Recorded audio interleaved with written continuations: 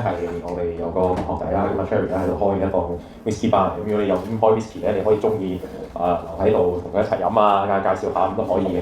但上堂我諗就你飲少少咯，你唔好即係飲太多，即係覺得你未必搞得掂。OK， 咁點解會有呢個班咧？咁其實我首先講清楚，呢個班係冇教炒㗎，即係我唔係教你 trading 啦，唔係教你買賣嘅。我哋係講翻成個股生態入邊究竟係有咩用途啊，有啲咩可以喺邊度賺到錢啦。咁同埋嘅呢一排我哋都有啲即係 project 係會做 airdrop 啊，咁你要獲得嗰啲 airdrop， 其實你要做好多嘅嘢，你就要用個錢包去撳呢撳路啊，做好多活動，咁你先有機會去賺到嘅 airdrop。咁有啲難去介意你話啊，即係賺幾多個 percent 咧，有時係比較難計嘅。我哋話呢啲。咁 crypto 係比較闊嘅，咁所以咧呢度我哋講嘅全部都係叫 DeFi 啊 DeFi。咁咩叫做 DeFi 咧？咁我哋有個網站咧會成日睇嘅，咁就係呢一個。咁佢叫做DeFi Llama，DeFi Llama，咁就係講緊成個世界入邊嗰個 DeFi 咧，究竟係有啲乜嘢嘢啊？同埋有幾多錢喺度啦？咁我哋叫 TVL，Total Value Lock，就係總嘅鎖倉量。咁每一個 DeFi 咧，其實佢都會有 user 咧擺啲錢入去咧，去放喺入邊嘅。咁放啲錢喺入邊有咩原因嘅？點解會放錢入去啲 DeFi 嘅 program 入邊？係啦，都係賺錢啊，冇錯，即係只係得一個理由嘅啫，就係賺錢。擺得喺入邊，其實就係會有回報，咁先至會有人擺錢喺入邊。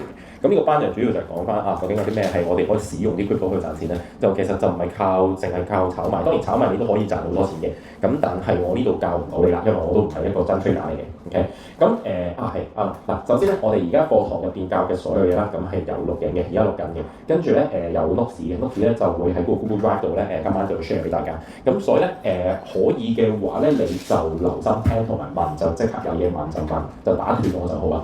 咁因為有得問咧先至學得快，同埋咧有啲嘢如果你累積落去咧就比較麻煩，因為有啲 topic 其實都係幾複雜嘅。好，咁 DeFi 而家我哋話個總嘅即係鎖倉量大概係95個 billion 啦，即係950億美金左右啦。距離2022年嗰個高峰180咧冇咗一半，冇咗一半。咁因為呢一 round 咧我哋話嗰個市全部都係玩Bitcoin 咁樣嘅嚇，咁即係咁所以 DeFi 係未到個高位嘅，咁會唔會有個高位嚟咧？咁我都覺得會有嘅，係啦，呢一 round 未到嘅，呢一 round 未到。咁多錢放喺嗰個 DeFi 入邊，究竟放咗喺啲咩地方咧？咁你碌落下邊嘅話咧，你就會見到譬如第一大咧有個叫 Aave 係做 lending 嘅，做借錢嘅。咁呢個 topic 咧，我哋可能會擺喺第3堂嗰度講嘅，做借錢。咁呢個借錢嘅而家有17個 billion 嘅，即係170億美金放喺入邊度做借錢嘅。OK， 咁然後有 staking 啦，即係 liquid staking 要 Lido 啦，咁都係17個 billion。咁呢兩邊嘢都好巨大。OK， 咁然之後下邊落去就有啲咩 restaking 啊，咁跟住呢啲都係啲staking 相關嘅嘢啦。咁去到下邊第9呢個咧叫做 Uniswap 咧就係 DEX，OK，DEX 就係去中心化嘅交易所。咁呢個就係我哋今堂嗰個學習嘅目標啦。呢個 focus 喺個 DEX 度，去中心化交易所。嗱，咁呢個西咧就好有用嘅。咁除咗話去睇唔同嘅 protocol 之外，你總可以睇下唔同嘅 chain 係點嘅。即係而家有好多條 chain 㗎嘛，咁究竟啲錢放喺邊條 chain 多啲嘅咧？咁你會見到其實主流嘅都仲係大部分錢都放喺 Ethereum 嘅，90幾啲入邊有50都仲喺 Ethereum。咁Solana 6B 啊，咁所以主要通常都係呢兩條鏈嘅。咁如果你話上完堂想揾啲嘢去玩嘅話咧，咁我都會建議你喺 Solana 啦，又或者喺一啲 Ethereum 嘅呢一 pool 上面去做嘅。OK， 咁好，我哋就繼續講入去啦嚇。OK， 咁Notes 呢度咧，我會一路咁樣講啦，其實就內容好多嘅。咁但係你有聽得唔明你就停咗我啦。OK， 第一咧，我哋會先攞翻嗰個傳統嘅交易所去做對比先嘅。嗱，傳統交易所咧，你應該都用過㗎啦。咁咧，無論係股票交易所啦，或者區塊交易所咧，都係呢啲嘢嚟嘅。咁我哋叫做個 order book 嘅 order book。咁 order book 咧就分成咧就係 bid 同 ask 嘅通常。咁呢邊就係我用幾多錢買入，呢邊咧就係我用幾多錢賣出，係嘛？交易所咧其實係做緊一個 matching 嘅角色嘅，佢就會將咧買方同賣方咧連結起嚟。咁跟住咧，如果個價錢啱咧，就叫成標啦，係咪？咁呢本嘢咧，我哋叫做 order book 嘅有個數量啦，有個價錢啦，跟住排隊啦喺度做 matching。咁交易所係點賺錢嘅？有標係嘛？有 market 標，咁佢做咗個 trade， 咁佢就喺上面度收手續費。OK， 咁所以咧交易所要賺錢咧，只係可以即係透過手續費去賺嘅啫，佢冇其他錢賺㗎手續費。咁所以咧要有成雕，佢就會促成佢好想促成你哋去成個雕。咁呢個玩法入邊咧，其實咧就只係得咧有買家同賣家同時存在嘅環境之下咧，佢先可以成雕。因為假設如果淨係得有人買貨，冇人賣貨，就冇成雕。冇成雕咧，就第一冇 market price， 冇個市價 ，OK， 有 trade 先有市價㗎嘛，係咪？咁個市場嘅價值幾多，以幾多錢去賣出？另外咧就係、如果長期都冇 trade 咧，你會見到咧有啲資產嗰個價格咧就會係梯形咁行嘅有時係嘛，即係一級一級咁行，就可以坐低先啦。係咁就一級一級行，佢就唔係一條好 smooth 嘅線，因為咧佢就係隔咗好耐咧先至會有一下 trade 升上去係嘛，隔咗好耐先至跌落嚟，咁通常會打橫行，咁嗰啲我哋就叫做個流動性不足啦。而咧如果真係淨係得有人買而冇人肯賣貨咧，做唔做到 deal？做唔到嘅呢個要 match 㗎嘛，係咪？咁所以咧單邊係不能夠做到嘅，嗱咁會企咗喺度啦，個價錢會企喺度。咁呢個就係我哋傳統嗰個 order book 嘅做法。咁喺呢個情況之下咧，好奇怪嘅，因為咧賣嗰個人咧就一定係想賣貴啲，呢邊係賣嘅，係咪？最好係越賣越貴啦，係咪？咁買嗰個人咧一定係想買平啲，係啦。咁呢兩個人咧有時可能係 match 唔到嘅，係咪？我最平都1005想買嘅，係嘛？咁我就要咧1006先肯買嘅。咁呢度咧。成唔到 deal 嘅，成唔到 deal。咁呢個我哋就叫做個 bid ask spread 一個差價，個差價令到個 deal 發生唔到，佢冇 fee 產生。咁交易所冇錢賺嘅喺呢個 case。咁所以咧就為咗要去緩解呢個問題啦，去做到一個順暢嘅市場咧，咁我哋通常會有個叫 market maker 嘅角色嘅。market maker 就係個做市商啦，我中文叫。咁做市商就唔係做啲犯法嘢嗰種，即係非法嘅做事啊，佢係即係 make 個 market 啦，即係話我幫你哋去拉埋個 deal 啦，不如係嘛？你有49先肯賣。我就51肯先至肯賣，咁理論上49同51中間食咗2蚊嘅差咧就唔成 deal 嘅，係咪？做唔到 deal，咁做唔到 deal咧 ，market maker 就坐低喺度啦，佢就話得㗎啦，49我照幫你搞掂佢，唔係我照幫你搞掂佢。咁如果就咁睇落去咧 ，market maker 係贏錢定輸錢？輸啦，係咪先？因為佢左邊又要輸，右邊又要輸㗎嘛，咁佢輸兩邊㗎嘛，其實 market maker。咁所以咧 market maker 個角色就神奇啦，佢要喺咁樣去夾硬扯到個 deal 出嚟，但係佢仍然可以賺到錢。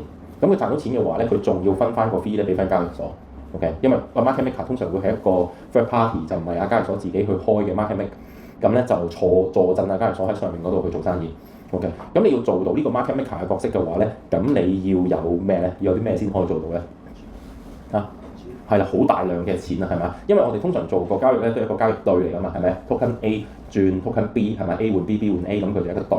咁而如果佢做到呢個位嘅話咧，佢要好多 A 同埋好多 B。咁呢個就係market maker 角色，佢通常係一個好有錢嘅 institution 嚟嘅，通常係指基金咁樣啦。咁呢度好多字我唔講啦。咁其實 market maker 點樣可以揾到食嘅咧？咁樣都可以揾到食嘅咩？佢原來咧佢係咧 based on 咧 market mechanics 嘅佢揾錢嘅方法，即係市場嗰個活動係啦。Instead of 咧就係一個 investment 嘅 strategy 去話等嗰個價格會去升。我哋去做 trade 咧就係我買咗啲好嘅資產，咁跟住佢就升嘅時候，咁我就賺到錢啦。咁但係 market maker 咧，佢係唔需要理會嗰個 underlying 究竟係乜嘢資產嚟嘅，即係話。我哋如果有我哋呢班人喺度 trade 緊廁紙，跟住 market maker 坐低去幫我哋去做廁紙嘅 deal，咁佢都可以靠 trade 廁紙嚟賺到錢，因為佢就係每一次買賣中間嘅時候去賺你錢，就幫你去 make 呢個價錢啦，呢個價錢同你去食啦咁樣樣。咁所以有時我哋見到一啲啲個線圖個 market price 嗰個價係邊個做出嚟咧？咁其實就係 market maker。咁點解我哋會睇啲信號咧？就係話呢啲信號就代表啲咩？咁其實就係 market maker 令到你有個信號嘅信息。咁你就可能去做嘢，咁即係佢嗰下，如果睇嗰下雕，每一下雕咧，其實佢每一下都輸。但係如果拉長少少咧，佢呢個時候食貨，呢個時候賣貨，咁樣去錯個息流出嚟，跟住之後有其他人入貨，佢就可以喺度自己去操控到自己手上面個 A、B 幾錢買幾錢賣，係啦。咁佢嗰個 trading 咧係好 frequent 嘅，係啦，好 frequent。咁同埋佢錯好多貨啦，係咪？咁就已經可以賺到錢㗎，佢就唔需要話等 stronghold 個 Bitcoin 等到佢去到100萬嘅唔使嘅。總之有人 trade 佢就有錢賺。咁呢種咁嘅 system 咧，佢係好快速嘅，通常好快速嘅。我哋成日講咩 algo trade，咁最勁嘅 algo trade 咧就係呢一隻嘅 market making 啊，因為佢就坐住個大盤，然之後咧就好 frequent 咁不斷喺度買賣錯嗰個市價出嚟，咁你先至會見到嗰條線去喐㗎嘛。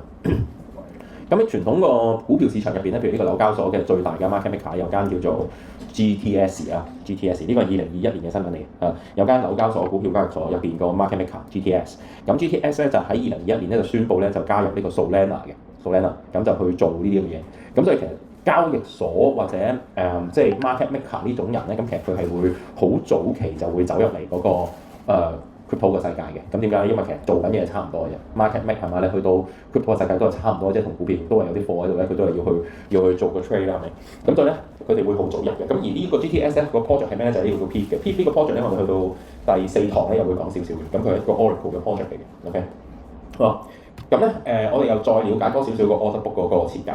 order book 咧係需要非常之快速嘅個速度啊！即係譬如你諗下港交所、紐交所股票交易係嘛？每秒鐘幾多千萬上落，每秒鐘幾多萬條 trade 係嘛？咁呢啲咪系統咧，我哋話咧非法 centralized system 嘅，即係中心化嘅一個超級電腦去 process 得最快最好嘅，咁所以咧通常呢啲大交易所都係超級電腦啦，咁就好快速嘅。咁有幾快咧？咁呢度有個 reference 就係millisecond 就可以 trade 到個股票啦，即係千分之一秒嚟講，千分之一秒都可以做到。咁所以咧佢1秒鐘入邊可以做好多單嘢。咁然後咧我哋話呢個有句嘢叫 ordering 個 transaction，TX transaction 即係個交易嘅時間咧係好重要嘅，個 order 即係邊單前邊單後，時間點解重要咧？如果李嘉誠而家買和黃大手數嘅和黃，你喺佢前邊買同喺佢後邊買有冇分別？有係嘛？因為如果佢大手買入咧，咁佢會扯高個價錢啊嘛。咁喺佢後邊入咧，其實你就買貴咗嘅。咁如果你喺佢前邊度入先嘅話咧，咁你就入得平過佢啊嘛。咁跟住佢一大手數上嚟，就無啦啦就賺錢啦，係嘛？咁所以咧，我哋話喺trading 嘅世界入邊咧，其實嗰個時間嘅 order 係好重要嘅，邊單先邊單後係極度之咁重要。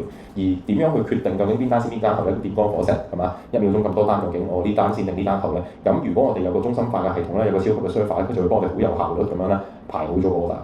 咁呢個就係我哋講 order book 有個特性嚟嘅。OK，冇問題我繼續講咯。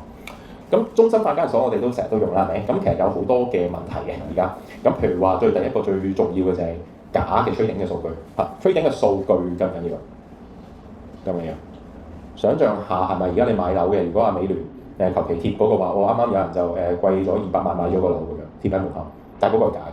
咁會對你有咩影響咧？你就買貴咯，因為你以為而家市價係貴啲㗎嘛，係嘛？咁所以嗰個 market 嘅數據，真確嘅數據係好重要嘅。咁點解可以crypto 會成日都有呢啲假嘅數據咧？譬如右邊呢個咁樣樣，係嘛？平時個 Bitcoin 係呢度係35000突然之間咧有一支針咧打到上去48000嘅，係啦。咁會唔會有人真係咁樣買錯咗咧？得好大可能係假㗎啦，係咪？即係冇呢啲嘢㗎啦，係咪？咁啊，因為唔會有人買貴萬幾蚊因為冇啦啦。咁所以個數據會假。咁點解數據可以假啊？因為通常都係冇牌照嘅，冇牌照咁你中意錯啲咩嘢出嚟，咁我都冇理負啦，係咪？咁所以呢個就會係一個比較大嘅問題，係千錯低線嘅。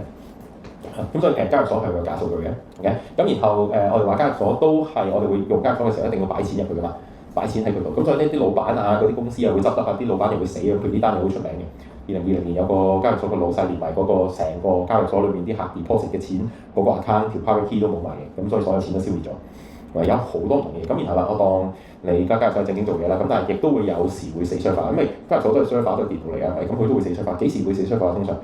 通常就喺大跌市嗰日啦，大跌市，因為有啲人有啲倉位喺邊，咁佢輸錢啦，咁佢要有錢力，佢就去補倉，去保住佢嗰個倉位啲資產係咪啊？咁但係 lock in 都 lock in 唔到，入錢都入唔到，咁呢個我哋就有發生過嘅。2021年就叫做斷網式爆倉。咁一條友就俾人清咗7000萬咁樣啦，係嘛？咁另外交易所都係間公司嚟，咁然之後每個國家其實都可能有唔同嘅政策去上啲交易所點咁樣樣。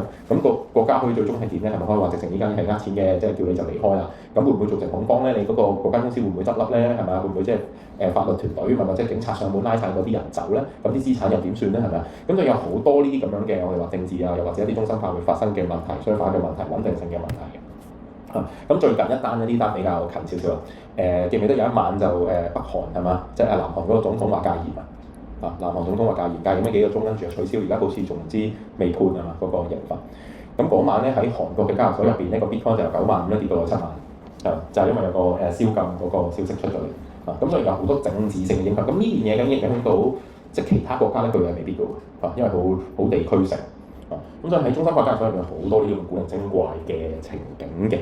好，咁有中心化啦，又真係有啲問題啦，咁我哋就可以用 blockchain 啦，用去中心化嘅方法咧，去演繹翻啲交易所呢件工具出嚟嘅。OK，咁呢個去中心化交易所咧就係做咩咧？就係其實佢都係幫你去 match 啲 order 嘅，因為咧交易所個目標都係 peer to peer 你同我去對盤啊嘛，係咪？同一個唔識嘅人去對盤，所以都係 peer to peer。咁但係咧，佢係可以直接地俾你同對面嗰個人去對嘅，就唔使經過一個中間嘅機構、一個中間嘅公司，係啦，完全唔需要有個 intermediary 嘅，冇嘅。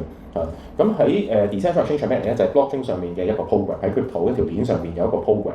咁呢條 program 咧就淨係認錢包嘅啫。咁所以咧係完全唔需要做 KYC 嘅，即係冇身份認證啦，唔使知道呢啲地址啦，底層全部都唔使嘅。認錢包認錢唔認人。咁咧呢個做法咧係冇 custody 嘅 ，custody 係託管託管唔會託管任何人嘅錢嘅，因為咧你個錢包咧啲錢一離開你個錢包射咗落去就即刻可以換到錢翻嚟啦。你又唔使好似平時嗰啲交易所咁 deposit 咗落去先。跟住到你想 trade 嗰陣時先至做 trade， 咁你交易所收得就影響到你啦。咁而咧我哋話喺個program 個世界啦，係咪咁一條鏈係冇 downtime嘅一正常一條鏈係唔會無啦啦停咗條鏈嘅 ，OK 唔會死機乜滯。咁而咧喺呢一種做法入邊咧，通常個 fee 會平啲嘅個手續費。點解？因為交易所有老闆啦，有租金啦，要請咁多人啦，咁佢先至可以經營嗰個生意啊嘛，係咪？咁而家我用一個 program 就去取代咗成個交易所功能嘅話咧，咁個費用應該會平啲嘅。OK，咁一個咁樣嘅 program 咧，其實係冇人啦、冇公司啦、冇老闆啦、冇銀行戶口嘅，咁所以任何嘅政治啊，又或者牌照啊、法律啊，都控制唔到呢間嘢。咁呢個就係大概我哋講 DEX 係一件咁嘅嘢嚇，去中心化交易所。OK，咁點解要放喺即係第一堂去講咧？因為其實佢交易所就係所有百業之母啦啊！咁去中心化交易所亦都係成個套世界裏面最重要嘅基石嚟嘅。OK，咁中心化交易所最大咁啊，應該係幣安啦，係嘛？咁啊，幣安個老細咧，佢喺2020年咧，佢就講過呢單咁嘅嘢，佢話 all in on DeFi。2020年佢話，佢就話咧 why the days of centralized exchanges are numbered， 即係話中心化交易所咧就應該冇幾耐命嘅啫，係啦。咁2020年佢已經講啦，咁佢就去擁抱 DeFi，去中心化金融。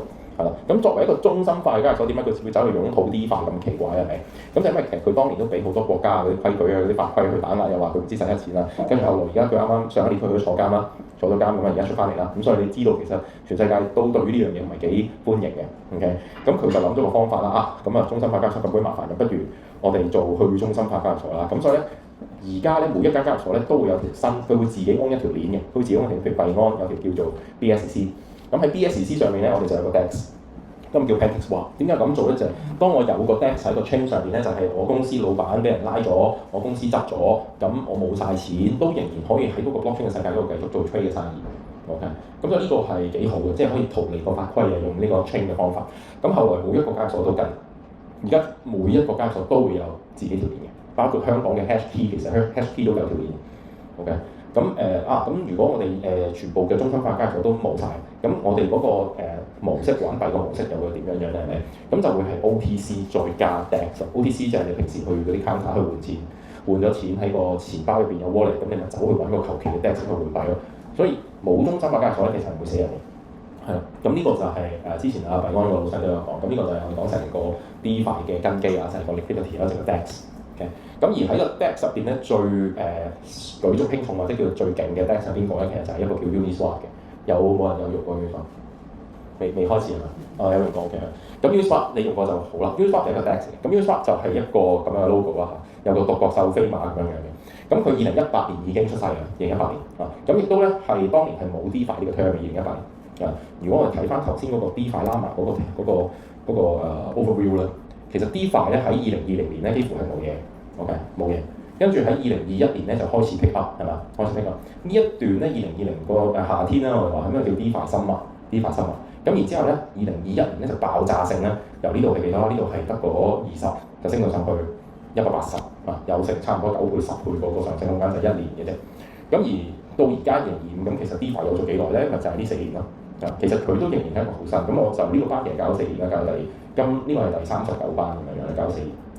咁就係見到 DeFi 係一件事，DeFi 係有個邏輯入邊可以賺到錢，咁所以先開呢個班都搞咁耐嘅啫。OK，咁我哋就去了解下一間去中心化交易所嗰個運作嘅模式，同埋我哋有啲咩錢可以賺。即係上呢個堂咁，梗係要去學識有好多唔同嘅一個被動嘅收入嘅方法。咁其中 DEX 就係一個可以提供一個被動收入嘅方法嚟嘅。OK，咁首先我了解下個 DEX 係做啲咩？第一 DEX 係冇 order book 嘅，冇 order book。即係冇頭先嗰個中心化個本左右係啦，冇個本嘢。點解冇 order book 咧？唔係佢唔想有，係冇辦法做到啦。最原初下 Uniswap。OK，咁因為咧佢係要零 fees 嘅，即係唔可以有手續費。咁你知 Ethereum 咁樣啦，譬如或者所有嘅 blockchain 啦，每做一單交易都要有 fees 㗎嘛，都有手續費㗎嘛。咁market maker 咧，佢係需要1秒鐘做好多條交易。如果每一條都要收 fee 嘅話咧，咁其實佢可能會輸好多錢啊。係咪？佢好 frequent 㗎嘛，咁唔係幾好。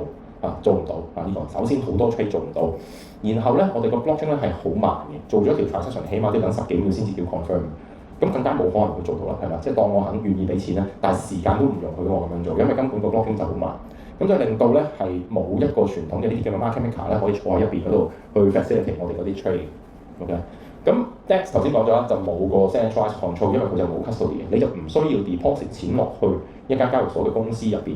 唔需要嘅咁所以咧係安全好多嘅喺呢個情況之下咧係仲可以 trade， 即係冇人買，但係你想賣貨一樣賣到，冇人賣你想買貨一樣買到，係啦，佢就可以係唔使有 counterparty 嘅情況之下都可以做到 trade。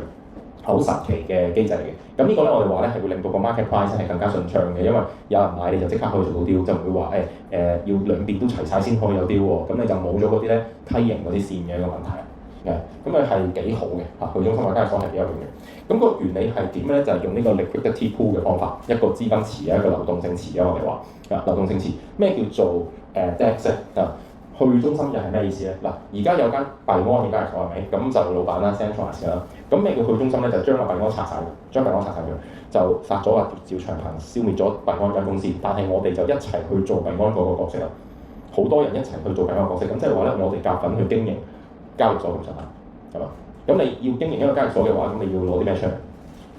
錢啦，係嘛？因為你其實到最終就係有人嚟 trade 啊嘛。咁佢揸住啲 A 上嚟，你要俾啲 B 佢啊嘛，係咪？咁就你就要有堆錢。咁就係話咧，做去中心化交易所就係 user，我哋任何人都可以拎你手上邊冇用嘅錢出嚟放喺度，俾人哋去做 trade，俾一人去做買賣。咁你就可以話你可以賺咩錢呢？呢個手續費係啦，本身手續費幣安賺晒，而家你可以落去賺手續費啦，因為個貨係你提供㗎嘛，係咪？咁你就可以去賺手續費。所以咧，去中心化交易所就係好多人嘅錢咧集結成構成為一個大嘅交易嘅引擎啊。咁我哋就話呢個 concept 就叫 pool 啦，就係一個池，好多人都可以抌錢落去。咁首先我哋譬如好最簡單啦，係咪去 trader 啦，有個 trader 入嚟，佢擺低啲 A，擺低啲 A， 咁就換走啲 B。咁譬如而家咧，我哋話A 同 B 嗰個比例咧係10粒 A 換1粒 B 嘅 ，OK， 10粒 A 換1粒 B， 即係1比10啦。咁10粒 A 換1粒 B 咧，咁我哋去做呢單 trade 咧係要有手續費㗎，一定要係咪？咁我就會連埋喺呢度就俾佢扣啦，俾埋話俾多少少 A 佢，咁佢就喺我嗰度扣手續費。咁我擺咗呢啲錢入嚟呢個兜入邊嘅話咧，我就可以拎到1粒 B 啊。呢個似係咩咧？就係、如果你有玩呢、以前有買過翻版碟，買翻版碟咧，去到最後嗰個個時代咧，就係、冇人找錢俾你嘅，就係、一個紙皮箱，係嘛？自助找續，自己擺錢落去，自己拎錢走。咁當然隔離有個金毛咁樣睇住你有冇攞多咗錢啦，係咪？咁liquidity pool 嘅 concept 咧就係好似一個紙皮箱入邊裝滿住 A 同 B， 你就按照嗰個規矩咧自己擺啲 A 入去咧，就自己拎走啲 B。OK， 明咯？咁呢個就係咧 liquidity pool 個做法。咁而呢個兜入邊點解會有錢嚟嘅咧？就係、我哋有一堆人叫做 liquidity provider，OK， 提供嘅流動性，我擺錢入去，有人擺錢入去，有人喺呢度攞啲錢去做 trade，拎走啲錢。OK， 咁呢個就係DEX 嗰個諗法嚟嘅。咁好啦，我哋擺錢落去咧，就係、可以分到手續費㗎嘛，可以分到錢㗎嘛，有人做 trade 係嘛？咁如果你擺咗100蚊 A 落去，咁咧你就要配埋咧10粒 B 嘅，因為咧佢一定要配對嘅，就係、有個 ratio， 你 A 同 B 都一定要50-50咁放落去嘅。咩叫50-50咧？就係50-50美金金額，金額就係用美金計價嘅金額一半一半。咁喺呢個情況之下，就即係話1粒 B 係可以換到10粒 A 嘅呢度。OK， 咁所以呢個人咧，呢個 LP 咧，佢擺10粒 A 嘅時候咧，佢一定要加埋1粒 B 落去嘅。咁你就叫做可以侵一份啦，侵個股就喺呢個錢箱入邊咧有一份係你嘅。OK， 有一份係你嘅，咁你就會獲得呢一個叫做 shares 嘅嘢啦，係咪？就睇你 deposit 幾多錢啦，係咪？如果你而家 deposit 係我嘅10%，咁你就咪獲得個10%嘅 share 咯。如果有人嚟呢度做 trade，咁累積咗個手續費，咁你咪拎10%咯，明唔明啊？係啦，咁呢個方法咧就係 Uniswap 諗出嚟嘅，呢個即係呢個世界佢第一個諗出嚟。咁呢種做法咧就係令到我哋做 trade 嗰個人咧係完全唔需要停錢喺入邊嘅，一射落去就一陣。OK， 一射入去就一陣。咁所以 Uniswap 咧頭先我哋講咧係有 TVL 嘅，係咪？Uniswap 喺呢度，嗰個 TVL 而家係有3個 billion 嘅。OK， 咁你話又話唔使擺錢嘅，咁點解會 lock 咗啲錢喺度？咁呢個錢係 lock 咗係做乜嘢嘅？係啦，lock 咗個 pool 度咯，係啦。所以咧做 trade 嗰個人就唔使驚，但係擺錢喺入邊嗰個係要驚嘅。會有啲咩事發生啊？個錢箱係個 program 嚟㗎嘛，咁擺咗個錢箱喺個擺啲錢喺個紙皮箱入邊，個紙皮箱如果有個窿，撳啲錢咪瀡晒咯，係嘛？又或者啲規矩 enforce 唔啱，啲人攞錯計錯數咧就快錢，係嘛？咁所以擺錢落去做交易所嗰個有風險，但係做 trade 嗰個有冇風險？就冇嘅，完全冇，呢個人完全冇，因為佢係一擺落去就走。咁如果我擺咗，譬如我擺咗1000萬落去呢個兜度啊，咁結果係完全冇人嚟 trade 咧，我會唔會賺錢啊？會唔會㗎？我擺咗1000萬落去。冇人嚟吹，我可唔可以賺到錢？得唔得？冇，因為我哋係做交易嘅生意，交易所就係要有 deal我先至有手續費㗎嘛。咁所以如果你擺錢落去而冇人嚟做吹，應該係1蚊都冇嘅。咁好啦，如果我擺10蚊落去，咁我可唔可以賺到1000蚊手續費翻嚟？可唔可以？淨係10蚊啫，擺10蚊，可唔可以有冇機會賺到1000蚊翻嚟？得唔得？可以，嚇，因為可以左右不斷喺度吹㗎嘛 ，A 會 B 換 A 會 B 咁好鬼頻繁嘅，係嘛？即係譬如我哋即係呢個就係人口人次嗰個關係係咪？即係香港可能得個700萬人，但係你出關出入境可以抽幾千萬出嚟，就係因為有來回㗎嘛，係嘛？咁所以10蚊嘅資本係可能可以坐到1000蚊，又其實10蚊嘅資本可能係完全係1蚊都賺到都得嘅，就好視乎你呢個隊究竟 A 同 B 受唔受歡迎。如果 A 同 B 係受歡迎嘅，好多人喺度坐嘅喺度做 trade 嘅話咧，咁你賺個 fee 就會多啲 get 到我？好，咁我哋玩一個 liquidity pool 咧，通常就係即係 A 同 B 啊 ，A、B 啊，咁啲錢就係 user 咁樣嚟嘅。而家冇老闆嘅，係咪 decentralized 冇老闆，人人都係老闆仔，係嘛？人人擺錢落去就係老闆仔。咁以前咧你就要開間中心化交易所要好多錢嘅，而家唔使啊，咁啊大家集腋成裘就係㗎啦，係咪？大家每人俾啲落去嗰個兜入邊，咁佢夠大就可以做到，係咪？咁而我哋講賺呢個手續費呢件事咧，我哋就要分 utilization，就係要嗰個資金要有人使用你先有錢賺，即係劈低如果冇 trade 咧就冇得賺嘅，係咪？咁劈低就要靠個分嘅 utilization。咁 utilization 就係要睇個市場究竟幾熾熱啦，係咪？幾時個市場係最熾熱嘅？通常買賣最頻繁，知唔知幾時？一個時間點，唔係鐘數嚟嘅，係有啲咩 event 係會令到嗰個即係普通市況好牛嘅市況，好紅嘅市況，幾時啊？咪即係唔係好紅啊？即係大升市、大跌市同埋普通市況。咁你覺得係大升市啊、大跌市啊，定係普通市況嗰個 B 多啲啊？大跌係啦，大跌咧係最多嘅，永遠都嚇，因為大跌咧啲人係走路啊嚇，佢走得慢會死啊，咩火嗰把火燒埋嚟啦，咁我哋就要走啦，係咪？咁就通常大跌市呢個 B 就會升得比較勁啲。OK， 好，咁我哋去了解下一個 liquidity pool 個樣係點樣嘅。大家用開 Ethereum 定係用 Solana 嗰隻 Ethereum， 咁我可以去翻 Uniswap。OK， 咁如果有人用 Ethereum 我就去啦。呢個 Uniswap 嗰個界面啦嚇，咁呢度就係 pool 啊，呢就係 pool。咁即係話咧，你喺 Uniswap 上面可以做到 trade 嘅原因就係因為後邊有好多人擺咗錢喺度。咁你入咗 pool 呢度咧，你就會見到咧，佢呢度一大堆 pool 㗎啦，一大堆 pool。咁我哋都可以睇下啲數據啊，係咪？咁譬如而家呢度有個 WBTC、USDC、APR 44%。咁即係咩意思啊？點解會有 APR 啊？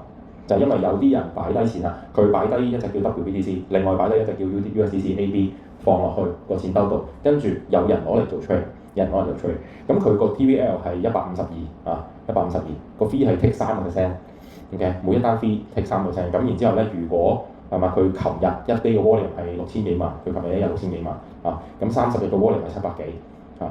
咁如果將呢個700幾 volume 啊嘛，跟住乘翻個0.1% 嘅 fee， 咁就係你呢隻嘢賺到個手續費啦，係咪？將呢個手續費乘翻成年去計 APR 或者成年去拉長，咁就44%。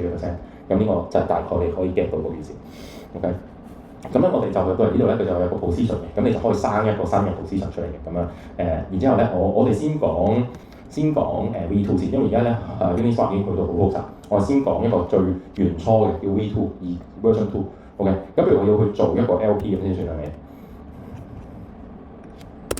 係咯，咁我揀咗我講呢個 wallet 啦。我揀而家呢個 pair 就係 ETH 同埋 DAI 係 stablecoin， 我哋第3堂都會講嘅，個 stablecoin DAI 同埋 ETH， 咁啊 continue。咁咧佢就會話咧呢個 pool 咧就係0.3% 嚟嘅，0.3% fee， 即係話呢個 pool 入邊嘅所有嘅 deal 咧都係收0.3% fee。咁然後咧佢就會叫你 deposit token 啦，咁就有2隻 token 嘅，咁啊 token A、token B 啊。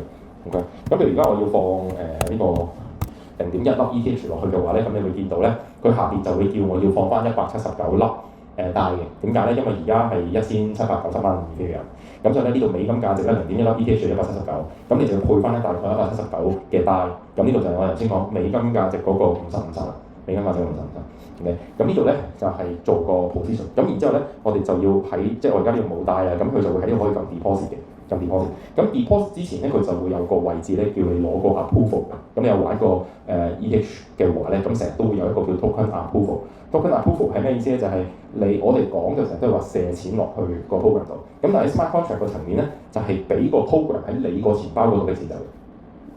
係啦，即係你係俾緊一個 approval 俾錢包拎你啲錢落去。咁所以咧，如果你要去做個 LP 嘅時候咧，可能唔止係一條 transaction， 可能係有2條或者3條，因為可能 token A 要 approve 1次 ，token B 要 approve 1次，然之後再 deposit， 可能係3條。咁呢個就係點解如果 Ethereum 嗰個 gas fee 好貴嘅時候咧，咁你做一啲塊咧就好辛苦嘅，因為下下撳晒都要俾錢。呢個就係我哋講好簡單嘅，就係、做 LP 嘅，呢個就做 LP 嘅方法。咁如果你用開 Raydium 咧，即係 Solana 嗰邊咧 ，Solana 嘅 LP 咧都係一樣嘅啫。咁譬如而家我揀翻 Standard 嘅 Standard 即係 V2，即係 Ethereum 嘅 V2。咁譬如揀呢隻啦，佢有得 deposit 啦，呢個係嘛？咁個 TVL 唔知做乜鬼啊，咁啊黐，個 APR 唔知做乜鬼咁多個位啊。咁啲 meme coin 嚟嘅，因為升得好勁。咁譬如我要俾或一粒啊，咁咧你會見到咧，呢個唔係50-50，呢個有啲棘喎，呢個唔係50-50，佢應該要係可能嗰個太奇怪啦，已經執埋咗啦。陣間會講，揾翻啲正經啲嘢睇下先。呢隻。呢個放大少少，譬如Ray USDC 咁樣，咁佢都係50-50啊，上面係1個6，下邊都係1個6。咁跟住你就去喺下邊就係 deposit 嘅，Solana就簡單啲嘅，佢就完全唔需要再有 approval 嘅，佢一下就射落去㗎啦。OK，咁佢隔離就有講啦，就有啲咩 reward 嘅，佢話即係計APR 有82%，咁呢個82%你覺得係點計出嚟啊？點樣計？你入完錢之後，你會唔會知道之後有幾多人做 trade 㗎？唔知道其實。咁佢呢個數係 historic 嘅，用舊嘅去計。咁如果過往幾日佢大跌市咧，咁呢個數就會好可觀，因為過往幾日啲人都走啦，係咁喺度做啊嘛。咁你唔會一年唔會每一日都係大跌市啊嘛，係嘛？咁就你攞呢個數去 project 一年咧，其實係好 fake 嘅。呢個數你參考下啦，因為你永遠都唔知道之後究竟啲人係 trade 成點。咁就佢有 breakdown 㗎，佢話13% 係來自 trading 嘅 trading fees，有人入嚟 trade，咁總共就可以有13%俾翻你。咁然後咧佢仲有其他 reward 嘅，咁呢個就有好多古怪嘅情況嘅，因為平台係好多時會俾夠錢你去獎勵你，引你放錢落嚟。即係我要去做到呢個交易所嘅生意，咁我係咪要令到個錢兜好大，咁之後先至可以做到大單啊？係咪？咁就有時啲平台佢就會另外再俾 reward，咁你見嗰個 reward 咧係俾好多嘅，咩 fee 得13啫嘛，咁 reward 俾到你16、19㗎啦。咁呢度有好多嘢可以去研究嘅，咁每一個DEX 入邊都可以去睇到晒所有嘅 pool 嘅資訊，呢啲所有 pool 嘅資訊，因為 blockchain 係公開透明，冇嘢呃到你，所有嘢都係咁樣公開透明擺得出嚟，咁你全部都有數嘅。譬如我哋睇翻Uniswap， 佢都一樣有頭先嗰個info 呢個位置一大堆。我哋譬如可以睇嗰個top pool， 佢啲 default 係 top pools by TVL 啊，咁好即係越大鎖錢鎖得越大嗰個 pool 去排先啦。咁如果我要計 APR 嘅，咁你會見到我有啲 APR 都高啲嘅，係嘛？有啲百幾嘅。咁但係我諗我哋去揀呢啲嘢嘅時候點樣揀咧？咁咧應該最好咧就係你揀翻個 TVL 比較大，越多錢喺度咧，你去參與嗰件嘢咧就應該係越穩陣嘅。點解？點解錢越多越安全？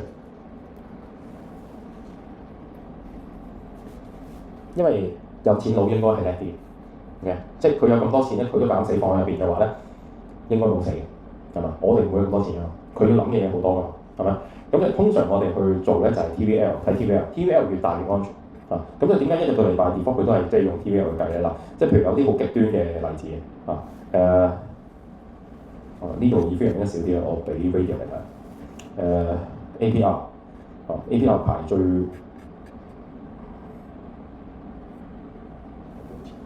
譬如呢個咁樣，佢話咩990幾個 percent 啊嘛，係嘛？咁但係佢首先 liquidity 係零 volume 得個2000蚊 ，fees 其實得個7蚊，係 percentage 話佢可能好勁嘅，但係實際上佢根本就係冇乜 liquidity，冇乜錢。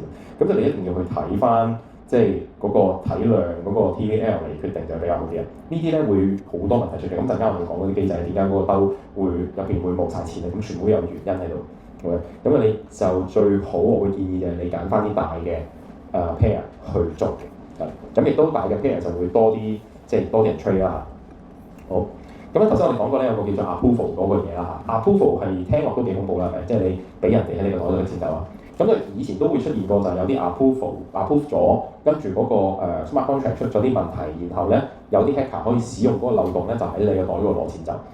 咁如果你有做過 approval 嘅話咧，我哋就可以去呢個叫做 approval checker 嗰度咧，咁求其打個地址俾佢咧，咁你就可以揾得翻晒咧，究竟佢俾我啲咩 approval 啊？咁譬如我想睇下 Vitalik， 咁佢究竟俾過啲咩 approval 啊？咁你會見到幾時approve 過邊隻幣approve 嗰個 allowance， 即係你唔一定 approve 就要俾佢全部攞晒嘅，你可以 approve 佢可以攞50蚊，approve 佢可以攞100蚊，係咪？可以打埋個數落去嘅，咁佢攞到極咪就係嗰個數。咁但係通常都會 approve unlimited 嘅，通常都會，因為如果你唔係 approve unlimited 咧，你次次都要俾 approve 咯。咁 approve 一條 transaction 嚟講，咁咪次次都俾 fee 咯。咁如果我橫豎都信佢咯，我橫豎都用開你又諗住成日撳咧，咁通常我哋 default 都會係 unlimited 嘅 ，unlimited。OK。咁如果你開晒 unlimited，跟住又見到頭先嗰種情況話，喂有人叫我哋去 revoke 喎 ，revoke 咁點做咧係嘛？咁你就可以喺呢度咧，隔離呢度咧係可以 connect 個 wallet 咧，喺呢度 connect 個 wallet， 然後咧就可以喺呢度去 revoke 嘅，撳翻就係喂可以俾得啊，就可以取消翻㗎啊，就係咪？咁但係通常出得事嘅話咧，你個錢包都冇晒㗎，照計。唔輪到你哋 revoke 嘅，通常都因為有 bug 啊嘛，你實遲啲知㗎啦 ，hacker 一定快過你㗎嘛，係啦。咁除咗話 revoke approval 之外，你仲有咩方法可以避免到俾人偷到你嗰個之前 approve 咗嘅錢？最好方法知唔知啊？射走啲錢都得嘅，你知道。咁你個錢包唔冇錢咯，你錢包冇錢，因為佢咪偷你唔到咯。OK，咁就兩個方法，你一就 revoke，一就射走。咁呢個就係、我哋講 basic 啊，就係、你頭先去 deposit 錢嘅時候就會需要兩個 approval 再加一個 deposit 嘅，通常好，咁頭先咧我哋就未觸及到咧嗰個錢包咧個價錢係點計啊？價錢點計啊？咁有人諗咗個方法，咁就叫做用一條 curve 去做嗰個計價錢啊。點可以用一條咁樣嘅 curve 去做個計價錢咧？咁嘅曲線，呢條曲線就可以去幫我哋計到個價錢嘅。點能夠做到咧？嗱，咁譬如我睇呢張圖，呢張圖咧嗰個呢條 curve 咧其實就係一條咧叫做 x 乘 y 等於 k。咁你 recall 翻中學每人都學過啦 ，k 就係個 constant 嚟㗎嘛，一個 fix 嘅。咁 x 就係 x 逐個 value 啦 ，y 就係 y 逐個 value，兩個數乘埋會係一個 constant 嘅。咁嗰條 curve 嘅樣咧就係咁樣嘅，係咪？因為當嗰個x 趨向零咧，嗰個y 就係無限，係咪？當個 y 趨向零 x 係無限㗎嘛，係咪？咁所以佢兩頭就好尖，中間就弧底咁樣嘅。咁呢條就係 x 乘 y 嘅 k 啊。咁 x 乘 y，x 同 y 係咩嚟咧？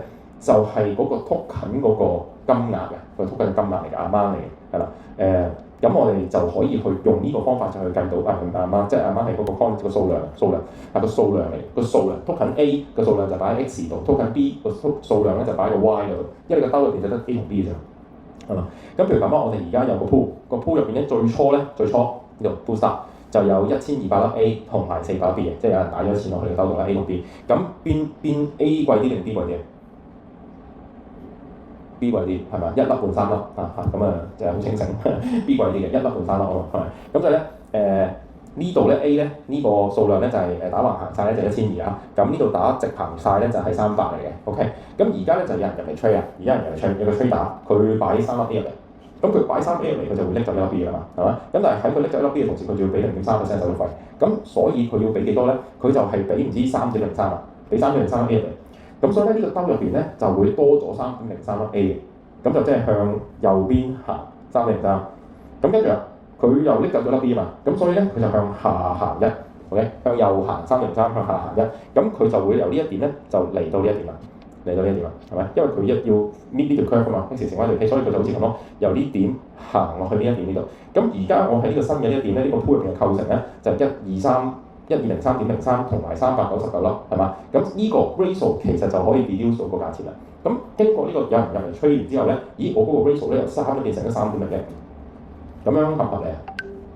合唔合理？點解吹完佢個價錢會升啊？多咗 fee， 唔太準確，佢係多咗個 fee 嘅，但係唔係咁真㗎。係啦，冇錯，供求就係供求嗱，因為做完呢單 trade 咧，嗰個 A 係多咗㗎嘛，咁 B 係少咗㗎嘛，咁所以 B 就應該要值錢啲，即係咁樣啦，供求關係 ，OK， 少貨就應該要升啦。同埋另外一個角度，呢個人點解佢要賣走3粒 A 入嚟俾你咧？點解佢要拎走你袋裏面嘅1粒 B 咧？點解？點解有個 trader 會想買 B 啊？覺得 B 會升 ，B 會值錢啲，係嘛 ？B 值錢啲嘛，咁所以透過有人買貨嘅時候，咁應該 B 個價錢咪要升咯。咁佢用呢個 graph 好巧妙咁咧，自己就會計到個價錢。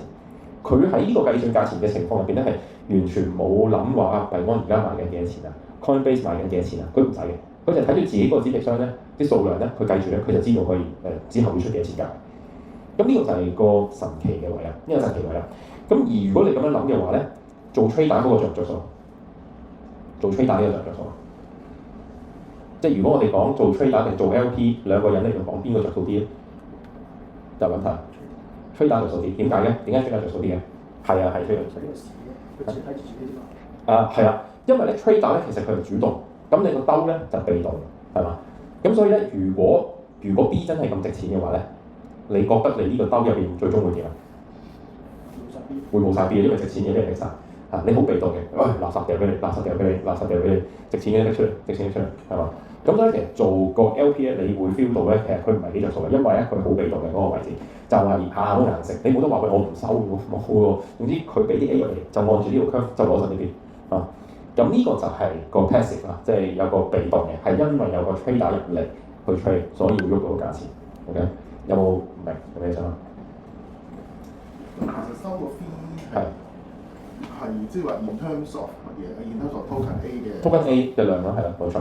因為佢 input 入嚟啊，佢擺入嚟就喺嗰度收咯，係啊，就喺嗰度收咯，係啊。咁所以佢咁但係即係話，我就算賺咗 fee，可能嗰啲 fee 都係賺咗一直唔知乜嘢 token，係啦，冇錯。同埋會可能而家市場係覺得唔係咁值錢。會啊。嘅 coin 嚟到做嗰隻 fee 會㗎，係啊，冇錯冇錯，因為到最終其實你所謂賺錢呢件事就係你個兜裏面嘅 A 同埋 B 加埋，然之後用佢個結算嗰個美金價值去計算。咁究竟係值幾錢咧？係要到你去埋單計數你先至知嘅。你拎走嚿錢你咪知咯。你一日都唔拎走，入邊我有10粒 A 有2粒 B， 咁即係幾錢？每一個時間都唔同㗎嘛。咁同埋其實佢嗰個數額都不斷咁變化。你擺落去嗰陣時，成個兜入邊係1200同埋400。到你走嗰陣時，隔多幾日，究竟嗰個 ratio 係點咧？係都係會唔同啊嘛，因為不斷有人喺度做 trade 嘅。佢不斷做 trade 咪喺度發向上向下咯。咁跟住你一刻話我拎夠錢啦，係嘛？咁究竟係喺咩價錢嗰度去走咧？唔知㗎嘛。咁呢個你大概 get 到嗰個 DEX 個 LP 就係一個咁樣嘅動作嚟。係咪即係可以咁講話？如果有會 move 嚟 move 去啦，係啊。咁理論上有一啲token 突然間唔夠嘅時候，佢個 price 就會無限高啦。咁啲人冇錯就要。一啲人見到個 price 高就有啲人就對翻啲錢落去，咁就平翻落嚟。係啦，機制係咁樣。冇錯啦，冇錯啦，係啦。當如果佢去到我陣間都會講，佢就有個問題咧，就係、我哋講佢個 liquidity 唔夠就會出事嘅就會。咁因為我哋去除咗去學點樣可以揾到錢之外，我哋梗係要知道知清楚原理同埋有啲咩風險啦嚇。咁我哋經常都會見到嘅。咁頭先嗰個圖啊，我再放大少少就係咁咯。咁總之佢就係咁樣 trade 一單咁落嚟咯。咁跟住會 trade 上去咯，係咪？咁所以啦 ，token A 同 token B 會唔會淨係得 Uniswap 有咧？呢個世界咁多間 DEX，會唔會淨係得 Uniswap 有呢個隊咧？其他都會有㗎嘛，係嘛？其他交易所嗰個對嗰個價錢會唔會同 Uniswap 嗰個價錢一樣？唔會啦，因為佢哋全部都係睇住自己嘅錢鬥嘅啫，係咪？咁所以呢邊係1對3，隔離可能1對4都唔出奇。咁如果有死嗰啲 script 可以咁樣。係啊，佢就搬啦，係佢就分搬咯。咁咪就基本上鬥快。冇錯，鬥快，係啦，鬥快。咁你就會平咗個價啊！咁我哋叫 arbitrage token 咧，其實啫。咁所以喺嗰個crypto世界其實好多機械人係專門做呢啲咁樣嘅 token 嘅工作嘅。咁我哋去到第4堂會再講呢啲。好，咁跟住咧我哋就要學下點用啦嚇，要學識點樣用呢個DEX 啊。除咗擺錢落去啊，擺錢落去梗係過癮啦。咁但係我哋都要去了解佢個 trade。想問多係。即係佢計出嚟嗰啲APR 嘅所謂 APR 係幾多 percent 嘅？係。咁係幾多 percent 嚟 in terms of 邊隻 coin 即係我賺 TVL，我即係擺幾多錢同埋 generate 幾多 fee。係。嗰個錢本金啊嘛 ，TVL 即係個本金係啦。係以美金計嘅。係美金，全部嗱呢個世界所有資產都用美金。即係話，譬如話係50% APR，咁就即係估計可能就係擺100蚊落去就會生50蚊 fee，係啦。一年喎 APR 係 annual 1年，係啦。咁但係佢個數係點嚟咧？就可能係我過去7日乘大52個禮拜乘出嚟，係啦。咁樣去 predict 去推算出嚟，即係估算啦嚇，唔係推算，因為就係靠估。因為你哋永遠唔會知道聽日究竟係幾多 trade 啊。OK， 好啦，咁我哋就要去學下點樣去用呢個 DEX， 同埋個 DEX 其實會有啲咩事發生。OK， 咁譬如而家我去用 USDT 係咪？我想買1000粒 ETH 去換 USDT 先算啦嚇。咁咧，你會見到呢個1.8 mil 啦，係咪1000粒？咁跟住咧嗰個呢度咧，佢就會顯示1.78 mil 嘅，咁就已經少咗唔好理佢啦。咁可能佢有 fee 咧，係咪？你當住係先啦。咁如果1萬係幾多？1萬好簡單，即係1萬咪加個0咪係咯，係嘛？咁你咧就會見到咧，即刻就唔對路嘅，係嘛？唔對路，點解1000都仲係咁，但係1萬就會變咗咁？17 mil 而家你 trade 嘅話咧，你換到咧係790K 嘅。而家好啲，係你調翻上17到16，咁再加多個0咧，等佢撈下，佢可能有啲未 round 到啦，係嘛？179去 mil 嘅價錢嘅 ETH 賣出去咧，其實佢只係可以換到13 mil 嘅美金嘅啫。咁佢個 error 冇咗㗎嘛？係啦，所以呢個咧，如果你乜都唔理嘅，你匿埋眼就咁撳掣咧，咁你就會輸咗90嘅。點解會產生一個咁樣嘅差價喺度咧？係嘛？咁我要了解下。咁我用 Radium 去做啦，用 Radium 去做，呢個 Uniswap 唔知點解佢冇做 error。咁我都係照喺度做 swap 啦，換幣啦，係咪？我將1萬粒 USDT， 10萬粒 SOL 變做 USDT， 咁快已經唔夠啦。係啦，咁佢就話咧有個price impact 嘅，有個 price impact 係嘛？11 mil 嘅SOL 咧換得咧2 mil 嘅 USDT 嘅啫。咁咧就有個 price impact 咧係300幾個 percent， 紅色就已經全部着晒警號㗎啦。嗱呢個好啲。嗱咁如果你唔理佢咧，你就咁撳掣咧，咁你就會硬食嗰個 loss。呢個 loss 叫做 price impact。嗱點解會無啦啦有個 price impact 㗎？咁我哋睇翻呢條線，睇翻呢條線。如果我賣一粒係咁樣行，係咁遠一粒，咁我賣10粒咧就係行到去呢度㗎咯喎，係嘛？行到呢度。咁如果我係賣10粒嘅話咧，呢度咧喺呢個邊位置呢度咧，只要我向下行少少，打橫係咪行好遠啊？因為我已經喺個邊位啊嘛，係嘛？喺呢度向下行少少，打橫就會行咗好遠去。咁呢個就係因為咧，當你個 pool 入邊咧已經執埋咗一邊啦，已經喂冇貨㗎啦，有一邊冇貨㗎啦，賣淨晒㗎啦。咁佢就會去到呢個邊皮位咯。去到呢個邊皮位嘅話咧，佢最後嗰幾粒嗰個價錢咧就會好高，因為就每行少少佢就打橫行好遠。同樣嘅道理，呢邊都係一樣。向左邊行少少咧，呢度咧向上行好鬼遠嘅，你知唔知啊？係嘛？呢個就係個 price impact 嗰個原因咧，就係因為個兜入邊嘅所有錢差唔多已經用晒嚟做你呢單嘢。咁你就會將個兜咧逼到去91咁樣嘅，咁跟住佢就會有個價差嘅，因為喂嗰粒最後嗰粒係好稀罕㗎嘛，我哋係 demand supply 㗎嘛，最後剩翻嗰粒咪超天價咯，明我？呢個就係 LP 就係 DEX 嗰個會發生嘅問題。咁你話小華 Sir 你冇必要咁多貨幣啊，係嘛？冇必要咁有錢啊？但係喺好多幣咧，好多時譬如新幣啊，又或者啲細幣啊，你係唔知點解你就會有好多嘅，有時會係咁樣。咁所以你唔好以為唔關你事啊。咁呢個第一個 parameter 我哋要知道就叫 price impact。price impact 就係來自於呢個 liquidity 唔夠。OK 嗱，如果呢個兜呢度入邊係有10億，我喺度吹5億就打橫咗一半㗎啦，係咪？咁但係喂有幾多5億先？唔會有咁多5億㗎嘛，係嘛？咁咧絕大部分嘅情況咧，我哋就喺呢度度動咯。如果個兜夠大，係咪？如果兜好細，個兜1000蚊嘅，咁我咪下下都咁樣發得咁勁咯，係嘛？咁所以 liquidity 你可以想象佢就個水池，水池咧好多款式嘅，有啲咧就面盤咁大，有啲係海咁大嘅。咁如果你抌粒石頭落個面盤入邊咧，就嘣係嘛，炸起晒水啦。咁但係如果你喺個海度抌粒石頭落去咧，會唔會炸起水？冇，咚一聲完咗，係嘛？咁所以咧，如果我哋要去做 trade， 要做得順暢咧，冇乜咁多 price impact 嘅話咧，你應該揀一個乜嘢嘅池？大池 TVL 夠深，係咪個水夠深？咁你就可以做到大生意，係嘛？同樣嘅道理，如果我哋去擺錢落去一個 pool 入邊咧，我都係擺喺個大池嘅，因為一個大池先可以俾到大庭園去 trade， 咁你先至會 trade 到更加多嘅 fee 出嚟㗎嘛。咁你擺錢落去個10蚊雞嗰個 pool 入邊，咁有冇用咧？冇用㗎，冇人嚟 trade 嘅，因為大佬我 trade 1蚊就要 price 咪咁多，邊個夠膽嚟 trade 啊？係嘛？咁所以咧，點解頭先講話一定係擺錢落去大 TVL 嗰就因為呢樣嘢，越大嘅 TVL 嘅 liquidity pool係越 smooth 嘅 efficiency 係越高嘅 price 係越細，咁你咪越多人去做 trade， 越多人再做 trade， 咁你做 LP 你咪越賺錢咯。嗱，呢個就係嗰個 liquidity 嘅 size 係好緊要 OK， 好，然後咧，除咗話個 price impact 你要知道之外咧，我哋仲有另一個 parameter 嘅。咁呢個 parameter 咧叫做 slippage 嘅 tolerance。咁首先講下 slippage 係咩 ？slippage 即係滑點啦，即係我哋叫滑點，即係滑到幾多啦？咩叫滑點咧 ？blockchain 咧就唔係超級電腦㗎嘛，唔係港交所嘛。咁佢咧係好慢嘅，佢好慢。你 send 條 transaction 出街嘅時候咧係要排隊㗎嘛，個 transaction 要排隊。咁喂，而家就話Ethereum係1800啫，排到你呢單 deal 要去 execute 嘅時候，咁Ethereum係咪仲係1800？可能唔係喎，可能去到1805喎。咁你單 deal 做唔做啊？做唔做啊？就係用呢個 slippage tolerance 去決定嘅，就係如果嗰個上下價差係差0.5% 嘅話咧，我做租嘅，係啦 ，within 呢個0.5咧，我呢單 deal 就去 ，OK。咁你話如果超過咁會點啊？你呢單 deal 我就唔幫你 deal 咯，係咪？你覺得唔啱啊嘛，我就唔幫你做咯。咁所以你嗰單 transaction 要 fair。OK， 所以你 set 得低得滯咧，佢係會 fail 嘅，個產生量會 fail，即係買唔到做唔到 trade， 買唔做唔到。咁啊咁我咪 set 10% 好未？咁啊一定唔會發到咁勁啦，係嘛？如果你 set 10%，就會點啊？嚇？真係貴嘅，就真係會變咗10%，因為咧我哋個 blockchain 個帳簿咧係公開透明嘅，你可以想象就係大聲，你揸住個牌，喂，我願意買貴10%喺個街度大叫。咁而家未貴㗎嘛，未貴10%㗎嘛。咁就會有啲人咧就特登喺嗰個池裏邊咧買貴咗10%等你嚟接貨嘅，咁你就一定會係買貴10%。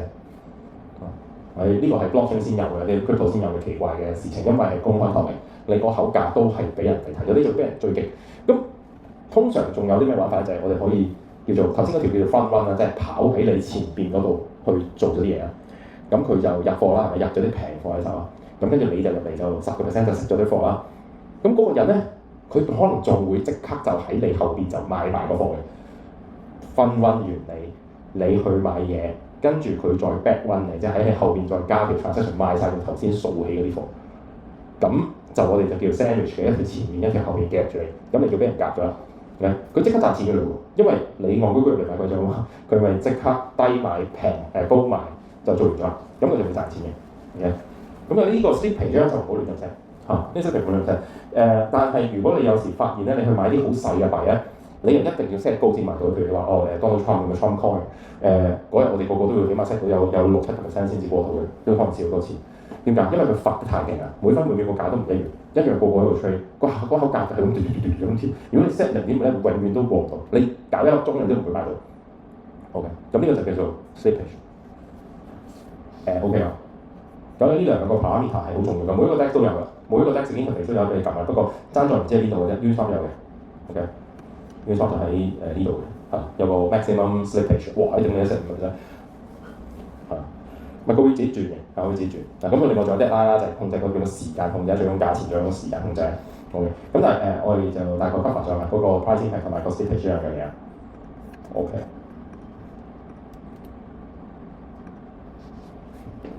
好，咁咧我哋呢一種咁樣嘅LP 呢個做法咧，咁有個名俾佢嘅，咁就叫 Auto Market Making， 自動做市 AMM 啊，咁個名嚟啫。咁其實佢係做緊個 market making 嘅，不過佢唔需要有個 market maker 坐喺度咁跟住去食啲 deal，佢總之擺啲錢兜喺度，佢自己會 AMM 啦。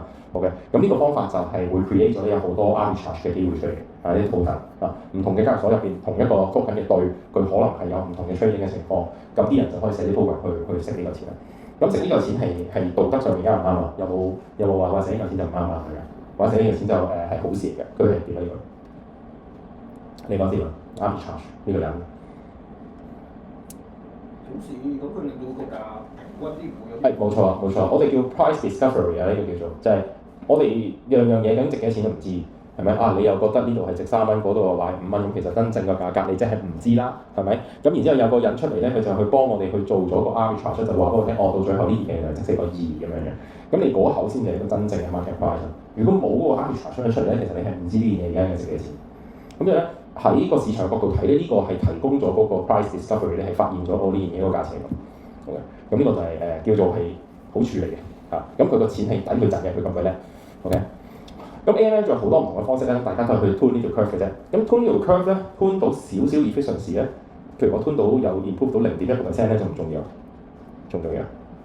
好重要，因為一條 curve 後邊可能係好多嘅 TVL， 個 TVL 入邊可能產生好多嘅 volume， 係嘛？0.1 of 所有嘢喎，咁所以其實佢好值得啲數學家去研究呢樣嘢，咁啊好多人喺度做啦。咁呢個係抄自呢個 curve finance 嘅 white paper 入邊咁樣好多種唔同嘅 curve 喺呢度嘅。咁唔講啦，嗰個其他嘅 curve 有機會你試下。OK，嚟到呢度有冇啲特別嘅 take 住啊？想問？冇我繼續喎，係啦。咁AMM 其實有個好大問題啦，頭先我哋講咗㗎啦，就係咧，當如果咧去嗰個 balance 嘅 A 同個 B 個 balance 側埋咗一邊嘅話咧，係嘛？哇！我一買貨，我要去賣啲 A 咁啦，譬如我要賣啲 A， 咁就差好遠嘅，係嘛？因為呢度一減咧，呢度個 B 就行得好遠啊嘛。咁你就唔會喺度賣 A 嘅，你一賣 A 呢個 pricing 就少輸好多錢。咁喂大佬，我喺呢度賣10粒，咁就要我輸50，我仲會唔會買啊？我唔賣啦，係嘛？咁所以咧，其實佢係冇辦法再去過啦，做唔到 trade。如果嗰個位置嚟到呢一個點嘅話咧，其實呢個兜咧應該唔會再生手續費出嚟㗎，冇人會咁我區度買。咁啊，只可以等就調翻轉行翻落嚟咯，明啊？咁所以咧呢個係其實係幾棘嘅，係嘛？擺啲錢喺度就諗住去做 trade，但係原來咧嗰啲錢咧去到某一個地方咧，佢就棘死咗，咁就唔會再可以生錢出嚟㗎，冇人可以做 trade。咁呢個就係 AMM 嗰個大問題。而咧，如果咧 A 同 B 咧係 stable coin 嘅 pair 咧，就仲再大鑊啲嘅，即係譬如USDC 對 USDT 咁嘛 ，USDC 對 USDT， 咁跟住我話俾你聽喂，因為咧你而家吹緊1000蚊 USDC 轉1000蚊 USDT 咧，所以咧佢個 pricing 係比較大啲，而家咧1000蚊咧就換到900蚊，咁你覺得點啊？唔好講900蚊啦，1000蚊換到990蚊，咁你都學嬲住啦已經嚇，做乜鬼啊？美金嚟喎，大家都係錢嚟喎，點解我1000蚊美金換得990蚊？點解要蝕10蚊俾你？係嘛？咁但係喺 AMM 入邊佢真係會㗎嘛，係嘛？因為總之佢個價錢咁樣計出嚟㗎嘛。咁所以如果係A 同 B 係 stable coin pair 係 USDC 同 USDT 嘅話咧，咁嗰個活動範圍喺邊度啊？呢度咁，佢只可以咁樣吹，佢吹多少少都有 impact 啦已經，係嘛？個價差令到佢唔會上吹，所以 stable coin 係咁。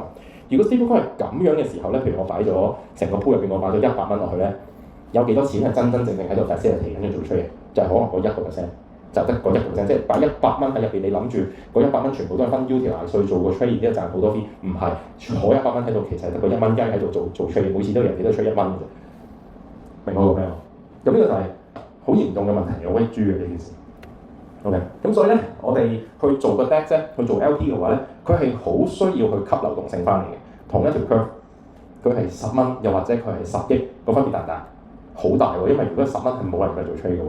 咁我點可以由10蚊吸引好多人去抌錢入嚟，令到我呢個變成一個好大嘅錢，之後個個都嚟做 trade，跟住我變咗間發達嘅交易所啊？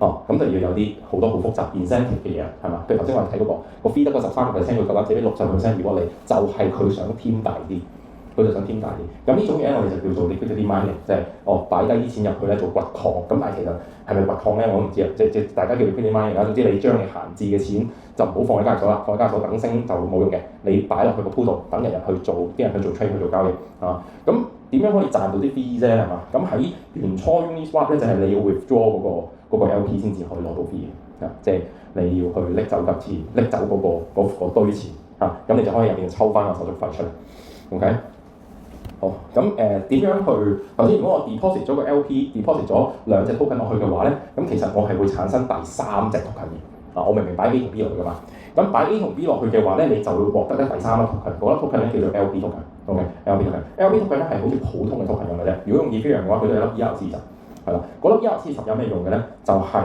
mint when 你 deposit，mint 即係鑄造，佢係喺你擺錢落去先至無中生有生嗰嚿嘢俾你嘅啫。呢嚿嘢係咩？呢嚿嘢就叫做一個 proof of deposit。proof of deposit 就係好似一張 receipt，一張 receipt，我收咗啲 A， 收咗啲 B， 俾翻張單你，咁你就可以憑住呢個單咧，就入嚟我呢個 pool 入邊咧，拎翻嗰一刻嘅錢啦。嗰一刻喎，即係譬如我俾10粒 A 1粒 B 你，擺咗個 pool 度啦。到我拎錢出嚟嗰陣時，會唔會係10粒 A 1粒 B？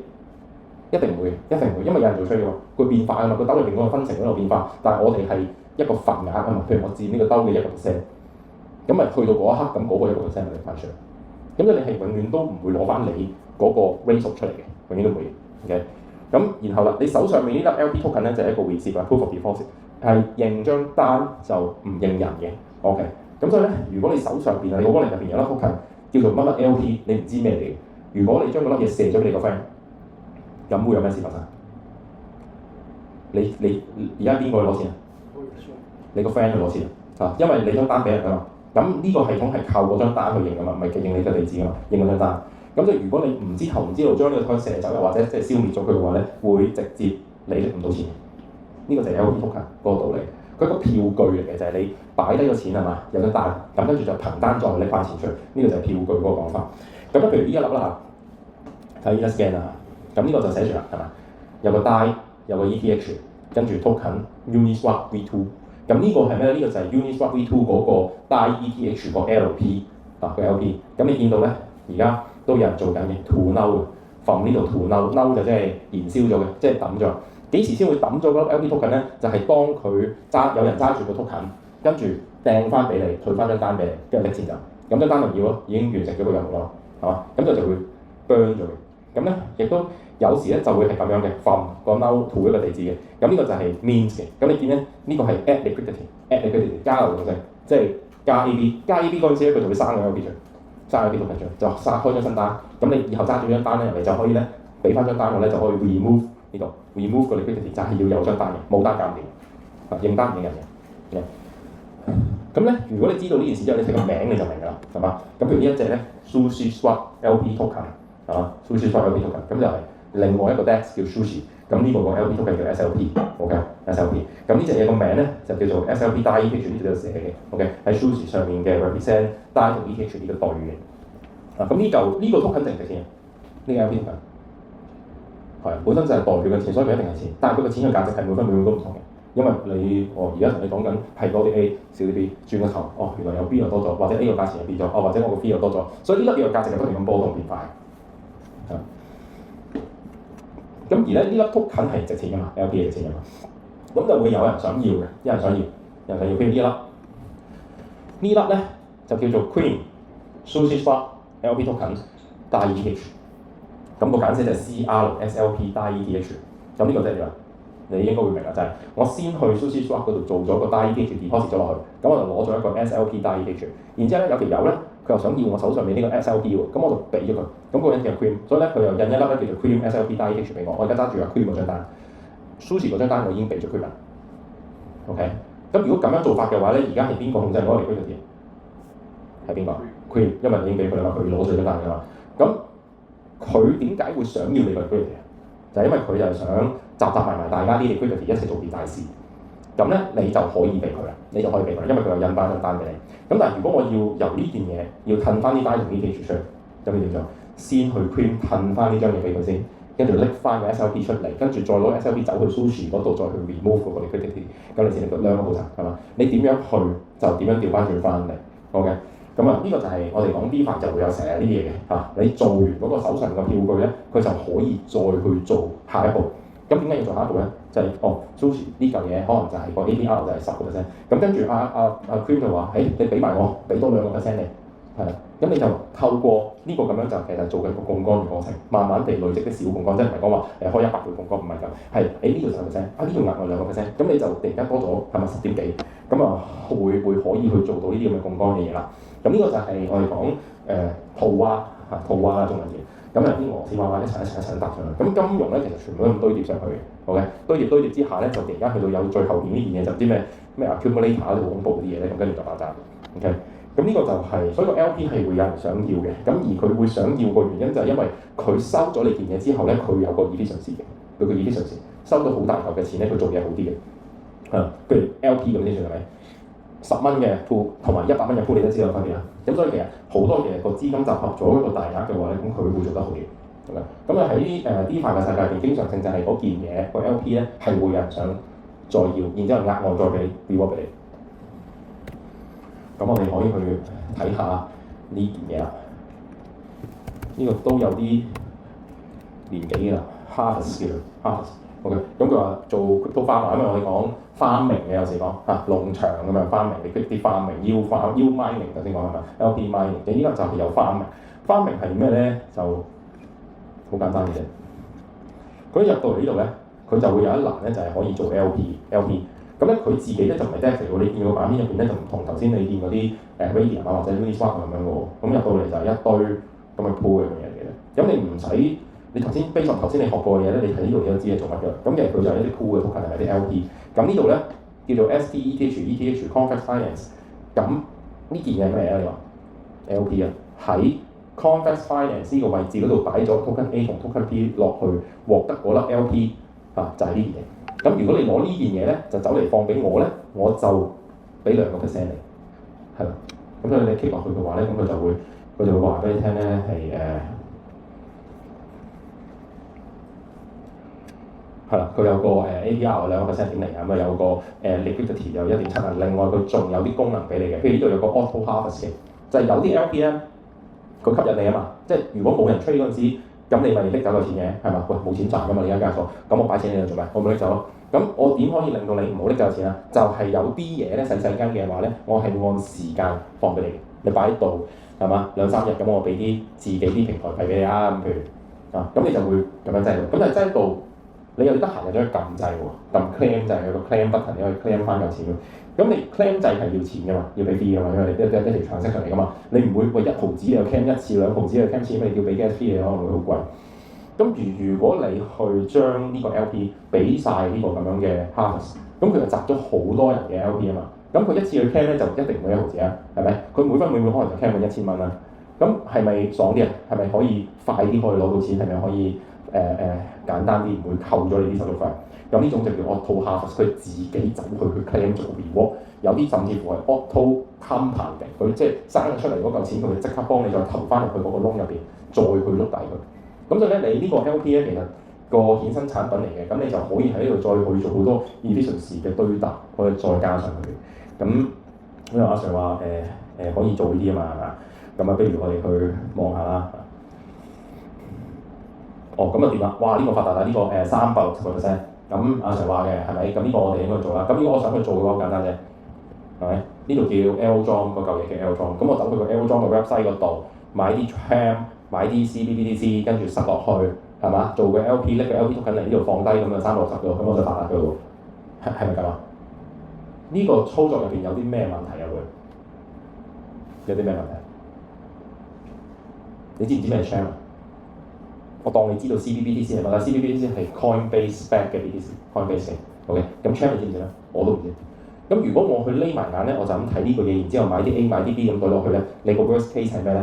你個 worst case 係呢度做緊 LP 噶嘛？咁如果當 tram 呢隻嘢歸零嘅時候咧，你個 LP 會點樣？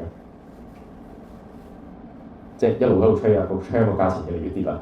咁你個 LP 入邊會有幾多 tram 喺度？會有幾多 CBBTC 喺度？歸零個 tram。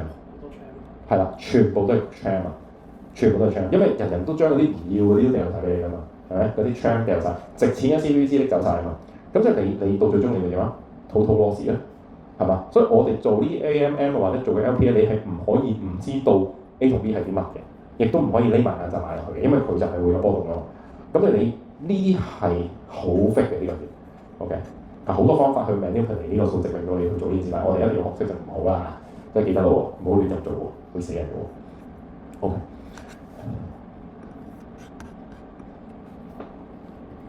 好，咁呢個 yield calculation 咧，先翻嚟講翻係嘛，即係嗰個 percentage 可以解嘅，因為咧呢個 percentage 咧係 historical 嘅，以往嘅，計將來嘅一路都強調啊。咁然後咧就有時咧又變咗 APY，有時又變咗 APR，係嘛？頭先我哋睇過 APY，之前嗰啲 Uniswap 你計 APR，咁有咩分別啊 ？Y 就係有 compound interest 嘅，原來我哋中學都學過呢啲嘢，係咪？即係計複息嗰陣時學過。APY 就係有 compound 嘅 ，APR 就冇 compound 嘅 ，OK？咁有 compound 冇 compound 冇分別啊？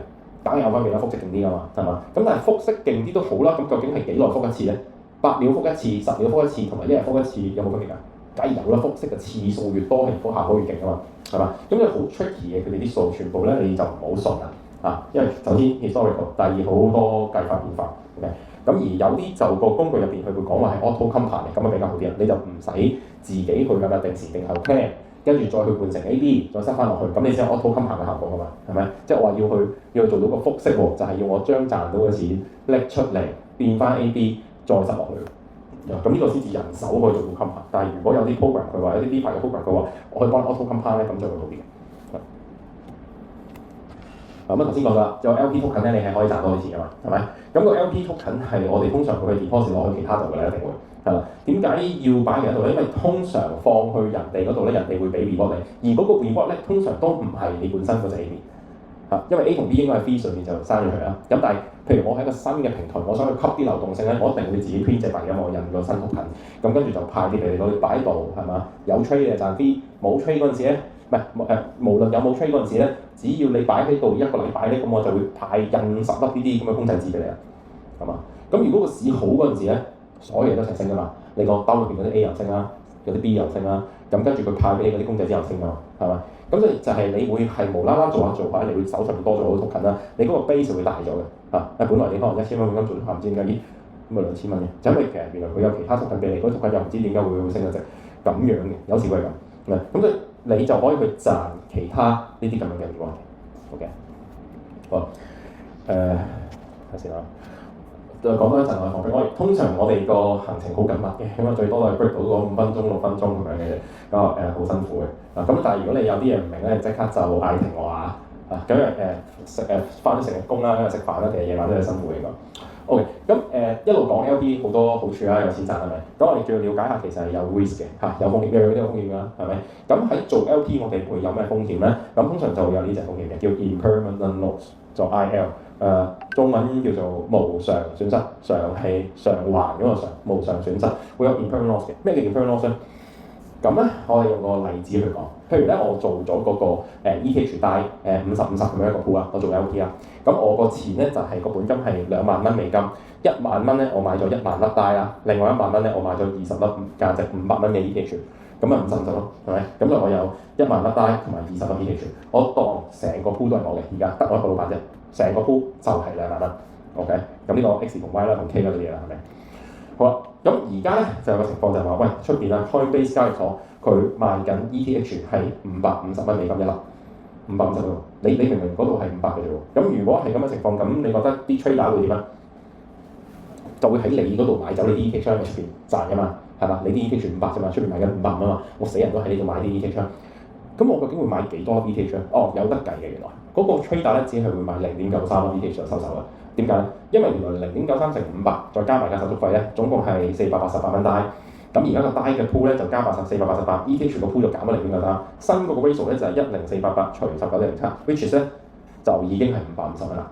即係話咧喺我個 trader 入嚟買咗0.93咧，其實我已經剔咗50蚊着數喺嗰度。咁但係我唔可以剔得更多啊！如果我再剔更多嘅話，其實我買完貴過 Coinbase，我不如去 Coinbase 買啦，係嘛？所以你要明白其實有數計嘅，係啦，所有 arbitrage 都可以計得出，因為我哋有 curve 嘛，係嘛？咁啊，呢個係 trader 嘅情況嚟嘅，呢個 trader 情況 trader 佢已經剔咗着數啦，佢只係喺呢度買貨就已經攞咗着數啦，佢未賣嘅，佢未賣已經攞咗着數 ，OK？ 好啦，但係如果喺站喺個 LP 個 provider 嚟度講咧，我哋有兩個情況嘅，第一個情況咧就係我 stronghold。我唔做 LP， 做乜鬼 LP 啫咁無聊？我自己譬如 stronghold 等佢發達算啦，係咪？如果係 stronghold 嘅情況，但係 stable coin 嚟嘅，咁佢永遠都有1蚊啦，唔好理㗎啦，係咪？咁但係而家嗰個 ETH 變咗550蚊喎，我有20粒喎，20粒 stronghold 喎，咁所以咧我個 portfolio 就2萬1嚟嘅，OK 2萬1。但係如果我真係手痕，我做咗 LP， 而家就係10488.09嘅 DAI， 再加19.07嘅 ETH， 而家550蚊一粒，我個 portfolio 就係2097。咁咦？跌咗23個幾，呢嚿嘢就係 impairment loss， 就係我哋去比較齋 hold 同埋做 LP 中間個 difference， 呢嚿嘢就叫 impairment loss。OK， 咁如果咁樣講啦，即係做 LP 咧就會輸錢嘅喎，咁做 LP 就白痴仔啊，係咪咁啊？會唔會係咪？呢只係一隻會發生嘅 case，但係唔係成日發生嘅嘢，係咪啊？唔係，係成日發生嘅，成日發生嘅。因為頭先我哋講嗰個道理就係、其實你做 LP 係被動㗎嘛，被動咪次次都俾人攞着數咯。咁 trader 係着數咗，咁佢個着數點嚟？一定係你輸俾佢㗎嘛。咁所以佢個鑊都攞着數嘅。咁如果佢講係咪做 LP 好惡舉？會唔會啊？就唔係嘅，因為佢唔係淨係一單雕㗎嘛，我好多單雕㗎嘛，個 fee 項係好多㗎嘛。呢度得一個 fee 啫，咁但係後面佢好多 fee 錯出嚟㗎嘛。其實做 LP 就多數都係贏 ，that's why 點解個個都做 LP？ 點解 DEX 有咁多 liquidity？好容易嘅啫，有人做嘅嘢係一定係有個道理喺度嘅，一定有錢賺先人做。如果 impairment loss 係咁大劑嘅話，其實呢個世界係1蚊都唔會想做 LP， 冇人會想做 LP， 擺喺度就係益你，咁我點解要送錢俾人黐線？係嘛？咁所以明顯地呢個唔會係一個好大問題。咁我點樣可以睇到咧？嗱，我哋可以揾呢啲咁簡單嘅係 impairment loss 嘅 calculator 去計得㗎，係嘛？我哋揾個A 同 B 去計。想揀啲咩 ？Bitcoin 咯嘛，8.4咁樣 Bitcoin 啊。Ethereum 係嘛，1800。我做 Ethereum 同 Bitcoin 嘅 LP。咁跟住 future price， 你覺得 Bitcoin 值幾錢啊？俾個數嚟啊！9萬幾多？3啊。Ethereum 咧？幾多啊？keep 住都好叻啦，係咪？嗱，如果咁情況嘅話咧？咁你就會見到咧 impairment loss 係0.13% 嚟嘅。咁點解0.13%佢計俾你睇嘅？如果500蚊買咗 A，500蚊買咗 B 咧，咁跟住咧而家你齋 stronghold 咧，你個 portfolio 就1053啦，因為咧 Bitcoin 其實升好多啫嘛，升咗少少啫嘛，係咪？升咗差唔多50蚊。咁但係如果你走去做 LP 嘅話咧，就1052就咁啦。因為呢個兜入邊咧，其實嗰、個由0.01嘅 A 咁，然之後0.29嘅 B 嘅，即係個多少有少少變化，係嘛？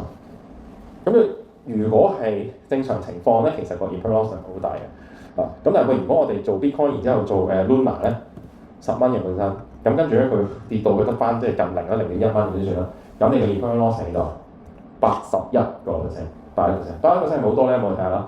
如果你有1000蚊係咪500蚊買咗 Bitcoin，500蚊買咗 Luna， 咁你個兜入邊而家就咩？你 stronghold 就係558，因為而家邊差唔多冇晒啊嘛，係咪？咁跟住啊，如果你想做 LP 咧，你又得翻100嘅，因為就係你接咗好多人啲 Luna，OK？咁就咧呢個就係嚴重啲嘅，係你但係呢個好極端啊！咁就你可以去計數嘅嚇。咁如果我哋話我真係好 care 呢個 impairment loss， 即係其實叫咩？好似個匯兌嘅風險咁樣，即係個匯率嘅差啊，係咪匯價？咁如果我真係好 care 呢樣嘢咧，咁我個 token A 同 token B 應該點樣去選擇咧？點樣先至可以 reduce 到呢個 impairment loss 咧？Top 10唔啱，Top 10都會有 impairment loss。頭先我哋咪Bitcoin Ethereum 咁啊，已經即係佢好細嘅個 impairment loss 係唔關大細事嘅，唔關係。嚇，譬如我哋講極端啲係咪 ？Bitcoin 升到上去20萬，咁跟住咧你做 Bitcoin 同 USDT， 咁個 return loss 都有8%嘅，係嘛？Bitcoin 升到由8萬升到20萬，咁另外一邊係 stablecoin 嚟嘅，咁你都有 loss， 點解你有 loss？因為你個兜多咗 USDT 少咗 Bitcoin 嘛，Bitcoin 升得勁，你俾人甩晒喎，係咪？都有。咁點先至可以令到佢冇啊？咁咧就好簡單嘅啫，你睇條數就明㗎啦。就係咧最好咧呢兩隻嘢咧嗰個倍數咧升幅咧跌幅咧係一樣嘅話咧，咁佢就冇 return loss 㗎。齊上齊落，咁佢咪唔會有匯兌風險咯，係嘛？即係譬如而家呢個係咩16萬8啦，升2倍係嘛？升2倍。咁唔係 sorry， 下邊先。呢個10蚊，唔知咩嚟㗎？求其啊，16萬8。咁跟住呢個又變20。咁個 return loss 咪零咯，係嘛？佢兩隻一齊上，兩隻一齊落，咁佢咪唔會有匯價差異咯，係嘛？調轉跌都得嘅喎，跌都得㗎，係咪？一齊跌都係0% return loss 嘅，但係你有第二啲攞數，即係數錢1000蚊得翻500蚊，因為 A、B 都冇咗一半㗎嘛，係咪？但係佢叫 return loss 都係零咯。咁所以咧，如果你要好 care 嗰個 return loss 咧，你就揀兩隻幣係同一個 trend。點樣先可以同一個 trend 咧？同類型嘅嘛，譬如佢都係有條鏈嘅，譬如佢都係做 DEX 嘅，譬如佢都係做借錢嘅，咁好有可能佢嗰個 trend 就會係一樣咁行。OK， 咁而有啲乜嘢嘅幣對係必然會有 return loss 咧？死硬係一定會有 loss， 做就有㗎啦，冇得搞。有啲咩？知唔知啊？試下，一定有嘅，咪就係 stablecoin 咯。嗱，你一隻就咁樣成日都係咁樣行，另一隻就咁樣波動嘅。咁你咪下下都有價差，係嘛？有時係負嘅，有時係正嘅，有時係負嘅，有時係正嘅。咁啊冇都有 return loss， 所以做親有 stable pair 嗰個一定有 return loss 嘅。咁但係你會唔會就話咁我唔好做 stablecoin pair 嗰個咯？會唔會咁咧？又唔啱啊！因為咧，通常大家都會行嗰個 pair 嘅，因為用美金計價啊嘛，大佬啊，我知我幾多錢買啊嘛，所以通常 stablecoin 嗰個 pair 係特別多 trade 嘅，最多嗰個人。咁你唔做嗰個人戇居，冇嘅。咁就大概有個 get 到一個 feel， 就係你亦都明白，就係當有一隻幣去歸零嗰陣時咧，邊個輸錢輸最多？邊個？做 LP 個輸最多。仲有咧？仲有咩人會輸最多？交易所 market maker 咯。點解你可以係咁訂貨，個價都越嚟越跌啊？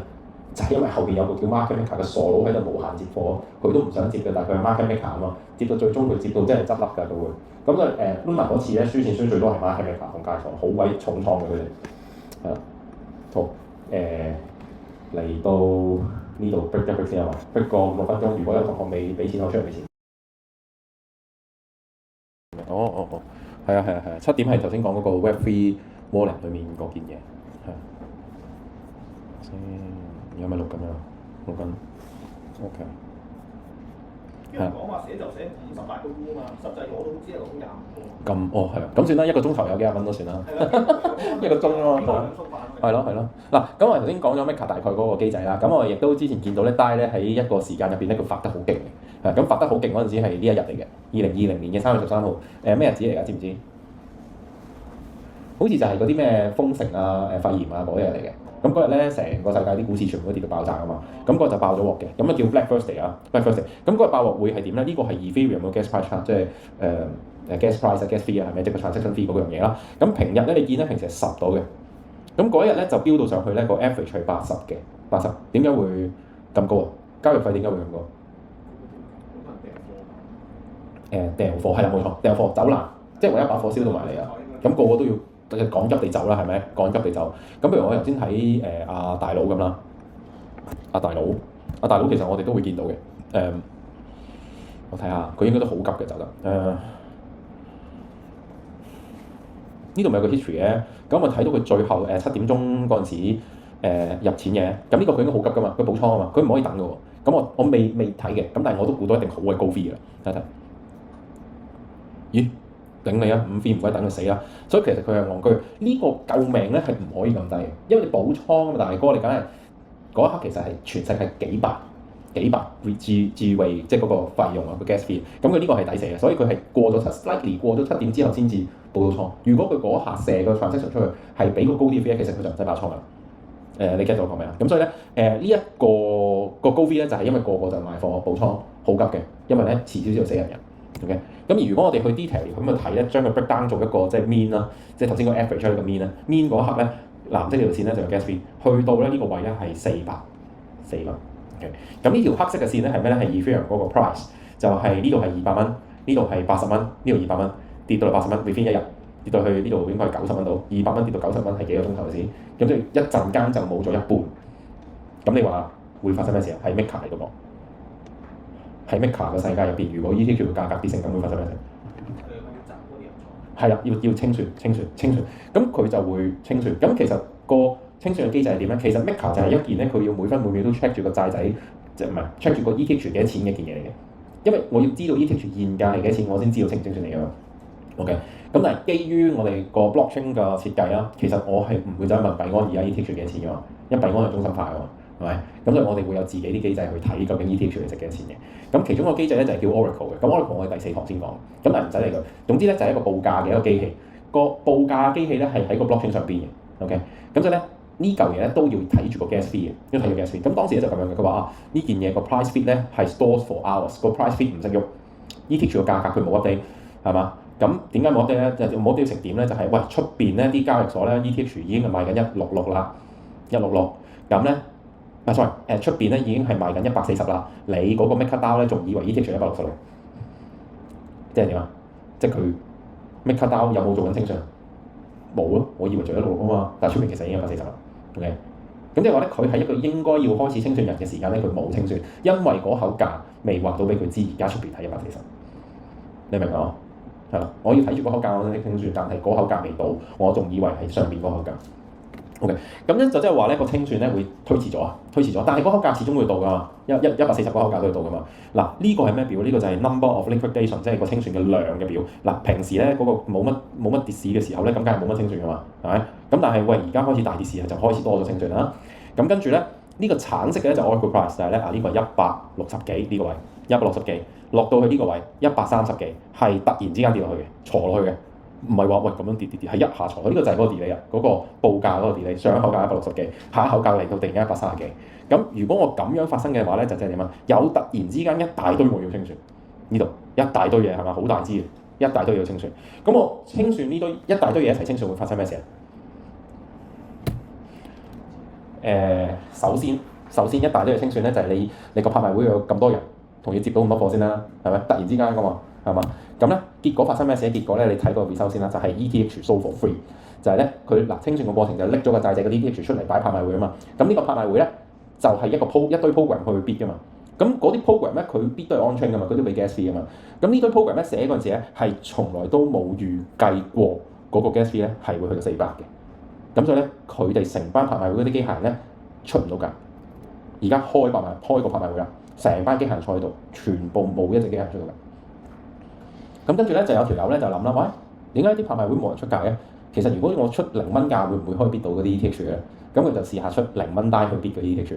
咁跟住結果竟然俾佢贏到。咁點解人哋出唔到價，但係佢可以出價？用咩方法？set 高個 gas fee 咯，係即係點咧？即係你咪有個拍賣會係咪？大家咧喺嗰個路上面咧塞車去唔到嘅。咁個拍賣會個會場係冇人嘅。跟住有條友咧就揸架直升機咁就空降咁，然之後個拍賣會得佢一條友，跟住佢0咁樣咯。咁佢就用0蚊咧就攞咗咧800萬等值嘅 ETH 啊，0蚊係啦，zero 大被 gas 係高 gas fee， 跟住就攞到800萬粒 ETH 唔使錢嘅。咁有咩問題啊？有問題啊？作為嗰個債仔咧，佢有冇還個債嘅啫？還唔到係嘛？因為唔夠拎啲 ETH 出嚟，唔夠拎啲 ETH 出嚟，唔夠拎啲 ETH 出嚟，但係賣嘅佢都填到數，咁所以啲債仔嘅 ETH 全部俾人清倉晒。咁呢個就係當